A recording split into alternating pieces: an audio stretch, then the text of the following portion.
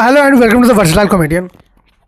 अभी क्या हुआ बीच में कि मैंने अपने पापा को सोचा कि यार मैं अपने पापा को नोटिस करता हूँ, हर बच्चा नोटिस करता है अपने डैड को।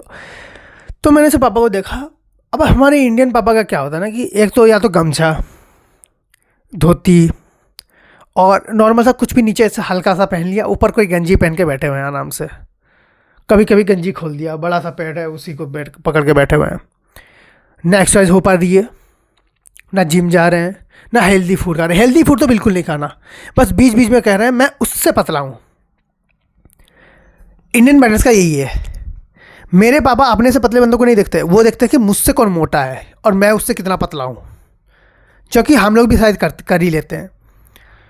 तो मैंने सोचा कि यार मैं कुछ नहीं बोल सकता। और इंडियन पापा हर किसी का ऐसा है, उसको कहीं ना कहीं अपने पापा को देख के लगता है कि यार इस बंदे को ना थोड़ी स्टाइल की नॉलेज होनी चाहिए। मुझे भी ऐसा लग रहा था कि पापा को ना थोड़ी स्टाइल की नॉलेज नहीं है। फिर एक दिन क्या हुआ, घर में से पोछा ओछा मारते वरते मतलब क्या, मैं घर का नौकर हूँ, मैं कर सकता हूँ कुछ भी। तो ऐसे घर में मम्मी ने बोला कि साफ़ सफाई कर लेते हो थोड़ी सी, तो मैंने बोला ठीक है करते रहा। मुझे एक पुराना एल्बम मिल गया और जैसे एल्बम मिला ना तो एक पतला सा हैंडसम सा लड़का पोजेस दे के फ़ोटो उठा रहा है। और 1980s की फ़ोटो होंगी करीब करीब। तो मैं मम्मी के पास लेके गया। 1980 1990 की फ़ोटो होंगी, 1990 आई थिंक 90s की फ़ोटो होंगी। तो उसमें क्या हुआ कि मैंने मम्मी को पूछा कि मम्मी ये कौन है, कोई मेरे बड़े भैया या कुछ है। तो मुझे पता नहीं चल पा 90s 80s मतलब 80s की फ़ोटो, 90s की फ़ोटो है। मैंने मम्मी ने कहा कि पहचान दो ये कौन है। मैंने बोला कौन, तो मुझे लगा मेरे बड़े भैया हैं। तो मैंने बोला बड़े भैया हैं क्या, तो उन्होंने बोला नहीं तेरे पापा हैं। लाइक क्या। और मैंने ना धीरे धीरे ऐसे फोल्ड कर देखे जा रहा हूँ। फिर मैं अपने पापा को देख रहा हूँ, फिर मैं यहाँ फोल्ड फिर मैं अपने पापा को देख रहा हूँ। फिर मुझे टेंशन और नर्वस साथ में होने लगी, क्योंकि अभी मैं फिट हूँ, फ्यूचर में क्या होगा पता नहीं। और अगर ये बंदा ऐसा हो सकता है, फिर मैं कैसा हो सकता हूँ। लोग कहते थे ना कि देखो जवानी में एक्सरसाइज कर लेनी चाहिए, सोचोगे कि बुढ़ापे में करेंगे तो करते रह जाओगे। वही बात है भाई।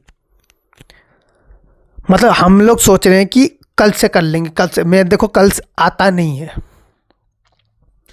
मैंने अपनी पापा की फ़ोटोज़ देखी हैं भाई, बंदा जितेंद्र को फेल कर देता है यार। फिर मैंने अभी बात जाके अपने दोस्त को बोली कि ऐसा ऐसा है। उसके पापा भी बड़े अजीब टाइप के, मोटे आलू टाइप के, बड़ी बड़ी मूछें रखी हुई है और एकदम ऐसे, और बातें करेंगे तो बिल्कुल इस तरीके से खड़े हो जाएंगे और इस तरीके से बातें करेंगे। तो उसने बोला कि तूने मेरे पापा की फ़ोटो देखी है। मैंने कहा नहीं। फिर वो गया, वो बैठा और फिर उसने फोल्ड करना चालू किया और मैं फिर शौक हो गया। उसके पापा धर्मेंद्र को फेल कर रहे हैं। मैं कहा भाई ये क्या हो रहा है।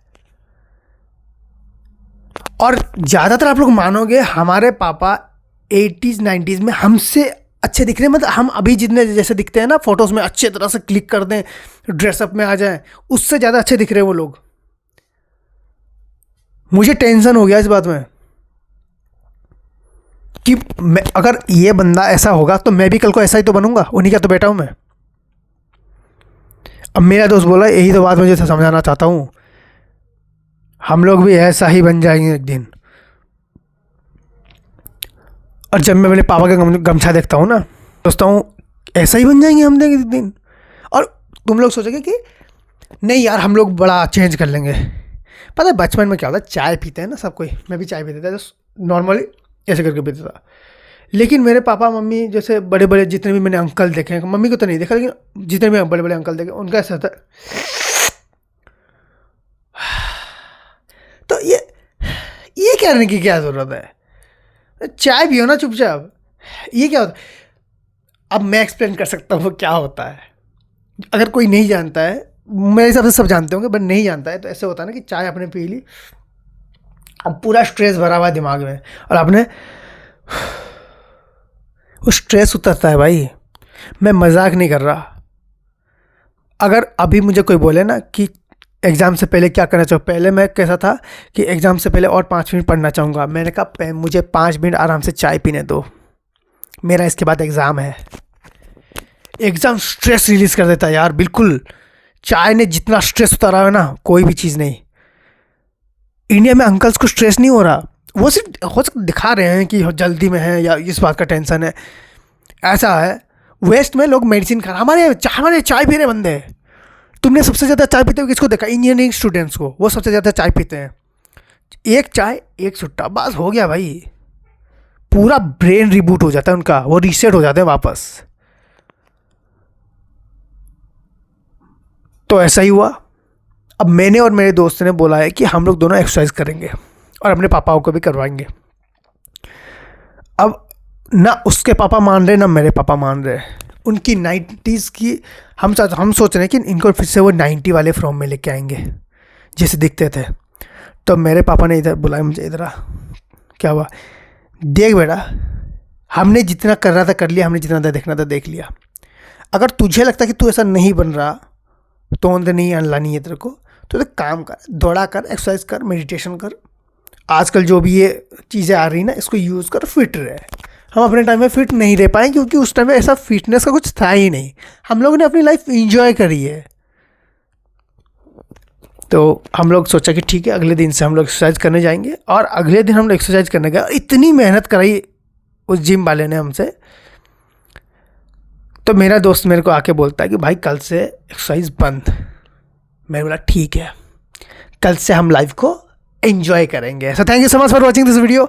अच्छा लगा तो प्लीज़ लाइक करिए, सब्सक्राइब करिए और हो सकता है शेयर करिए। Thank you so much bro, thank you so much.